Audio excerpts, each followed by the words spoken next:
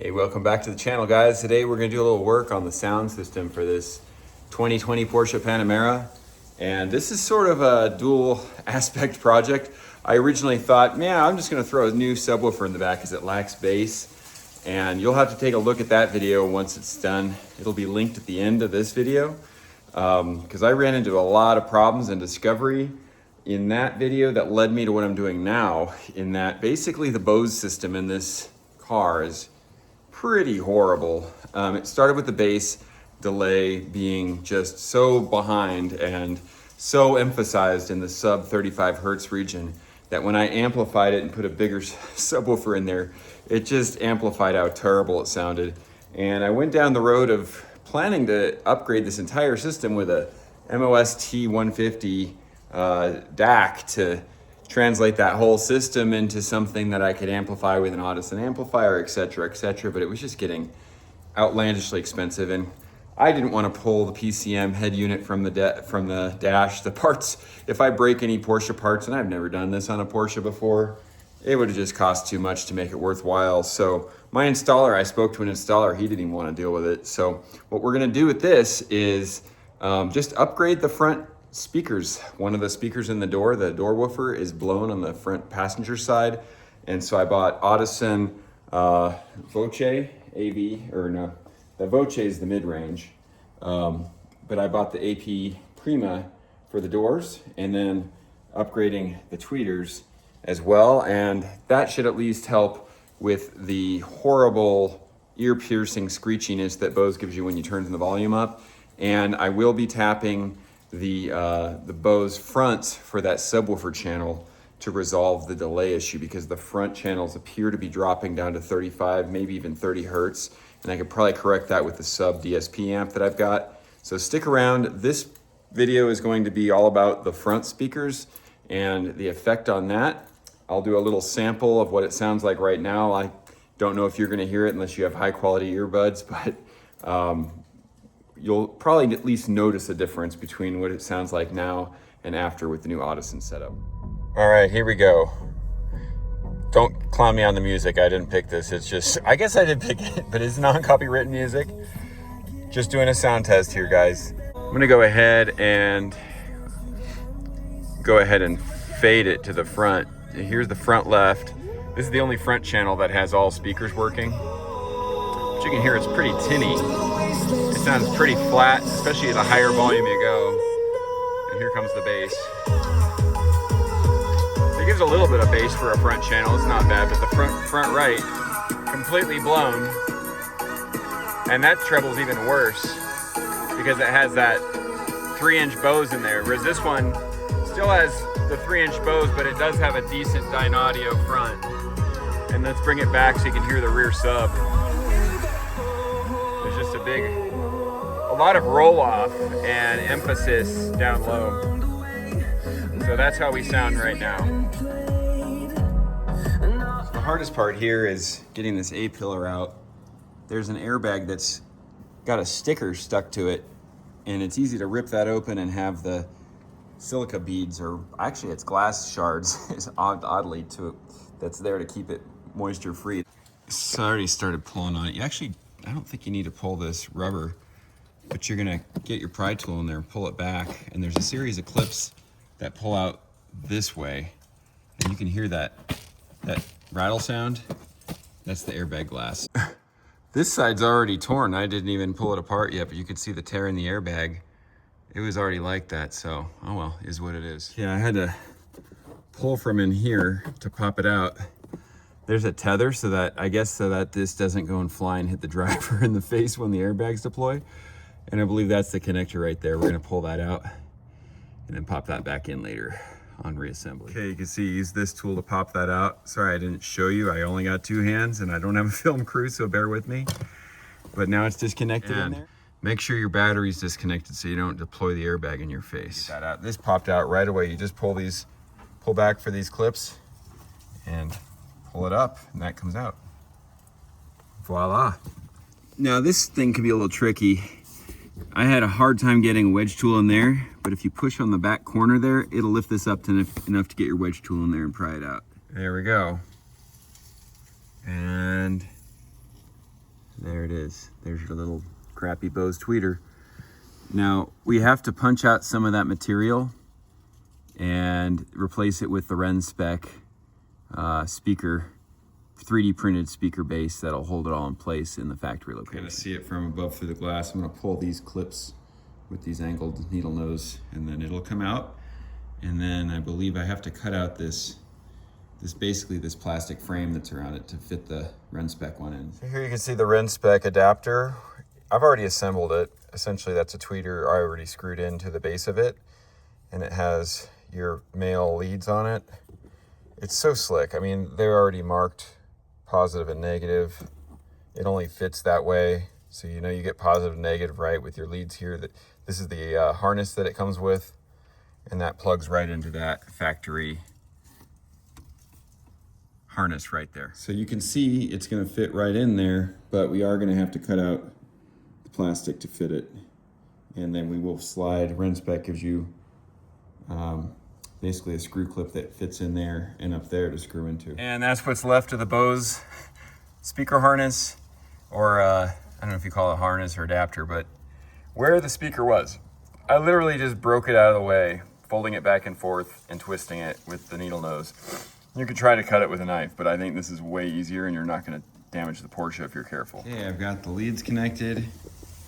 Gonna get it rotated and just drop it in. And I gotta get those screw terminals in. Okay, you just push on the back and wiggle it and then go on. Just make sure you do not drop it in the black hole or you'll never see those. See how those holes line up just perfect. And then we're gonna get these Torx bits and use a very small special driver. Here's a little driver I should have bought years ago. The other side I did with one of these Torx bits. It's a T25, and I didn't have this driver. I've been using pliers to turn it. It took forever. This has 103 ratchet teeth in there, so the angle of turning is very tight and is very shallow, so this will help speed things up a lot compared to before. Plus you can turn it from the other end. I'll put the link to this in the description if you guys want to get one of these. I should have bought this a long time ago. One thing I noticed that I don't like about this setup, you can see they cut this part here, but they kept that open, and that's to accommodate that corner that you see right there next to the terminal. They cut the wrong side on this one, so I'm gonna take one of my Japanese hand saws, pull saws, and just cut the corner out there so it fits nice. Pull saw, there's the pull saw. You can see the cut. I'm just gonna come in on it this way, we'll be done. That ought to do the trick. Perfect fit. You can see it there at the bottom without the glare a little bit. Sorry about the glare. There you go, it fits. So glad I have this. This took forever last way, and I scratched the heck out of the windshield with my pliers too. You're just gonna get those finger tight until you need this. All right, all in there. Time to get it back together. Keep in mind, that's to help insulate sound. This one pops off easy. That's where it goes in case you run into that. That's to keep it from vibrating when it's plugged in. So you're gonna have to contort this and twist it. Get that end in first, make sure it's flush, and then it goes back the same way it came, this side in and then the top. Voila! Tweeter done. No damage to the dasher. Okay, almost all cars have the same types of clips on these doors, but they're all a little different in how they work. So we're gonna first pull this off and then pry on this end slowly as we go along. There's gonna be clips all the way along in there. And then there's hooks that come in like this, so we're gonna slide that out. Then we're gonna pop this panel off down here, and there's a screw in there. There's actually, I believe, 2 screws behind here that we can unscrew to release that door panel from the door. We'll pop this speaker cover, just make sure there's nothing we need to disconnect in there. Pop this light, and there should be a screw back there.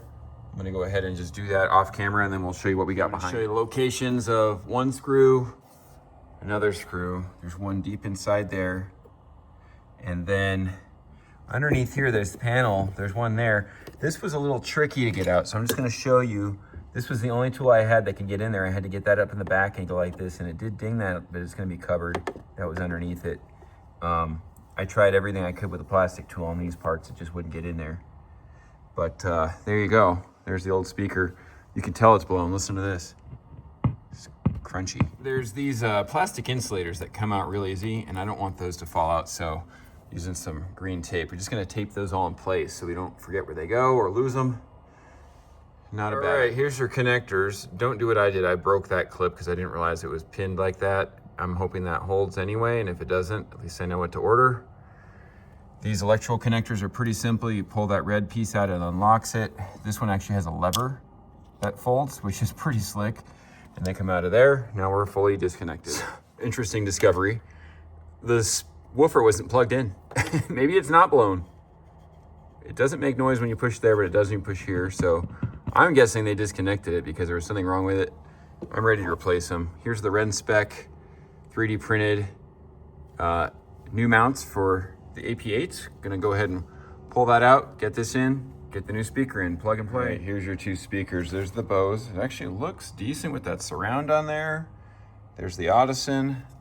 Then you go to the back, you have a really decent magnet there. And I know these are 300 watts rated, but they're 93 decibel sensitivity. So that's why I chose these. They're also a shallow depth, so they should fit. Look at this dinky little magnet from the Bose. I'm expecting that to sound a lot better at Audison, like at same depth basically.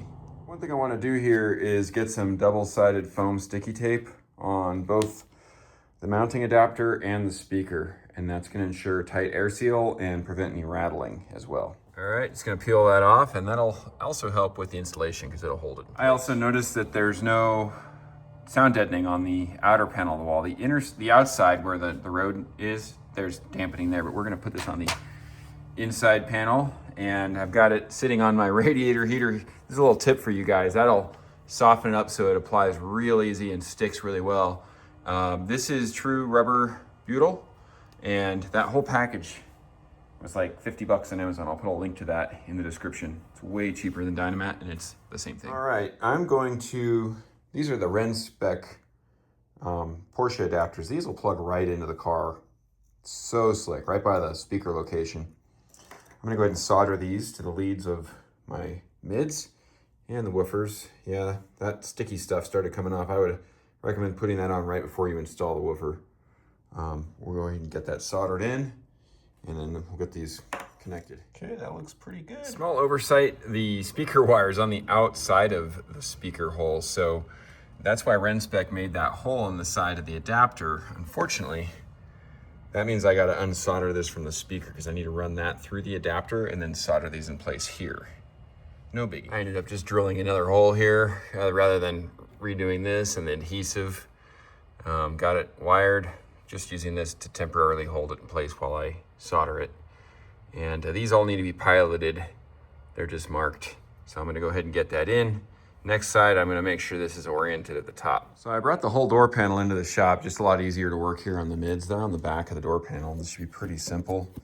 Don't have to worry about that wire routing. We're just gonna pop the harness out there, and we're gonna swap these in place. We've got some adapters here to fit that door panel with those speakers. Piece of cake. Okay, these adapters weren't marked for the holes for the Audison, which I wouldn't expect. So I lined it up and ran my punch through. This is a spring-loaded punch. I wouldn't use a hammer-loaded punch on these. Just pressing through to mark those spots. I'm gonna go ahead and pre-drill those and get those screwed on with the included screws. All right, you can see those are all drilled through. I stacked them on top of each other so I only have to do it once and only have to mark one set. All right, ready to go back in?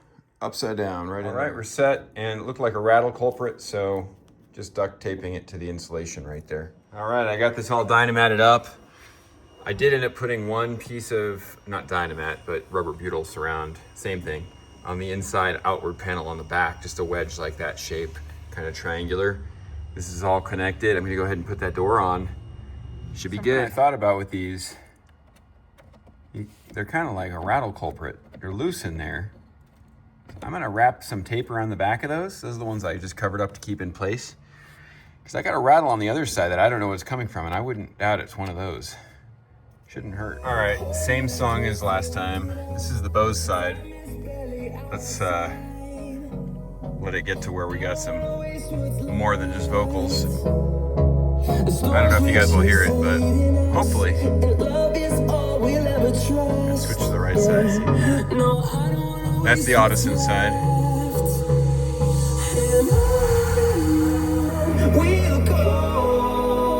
Definitely brighter on the Bose side. Warmer on the Audison side, which is great, especially if you like to listen to your music loud, like me. Let's get the beat going. Here we go. Sounds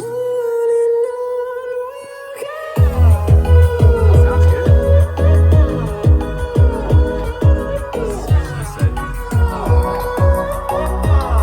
Definitely sounds paper thin compared to the Audison. Turn it up. Oh yeah.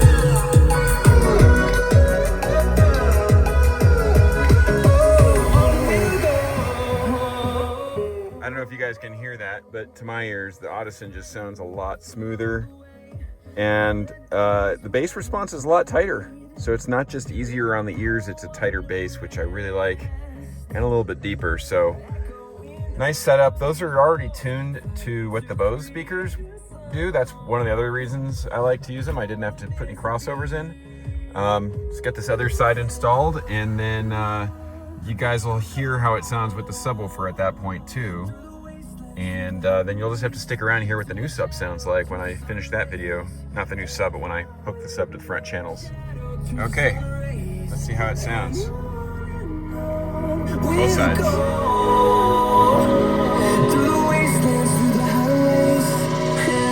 Just the fronts. And then sounds really good.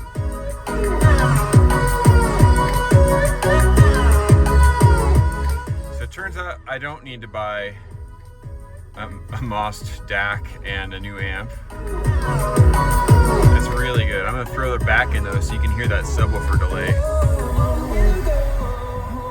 It just gets really rumbly. That's the problem with this Bose amp, is the biggest problem I should say. That sub signal comes in really late and way too deep. And I've already pulled the 30 hertz slope way down. Echoing around these walls, fighting to create a song.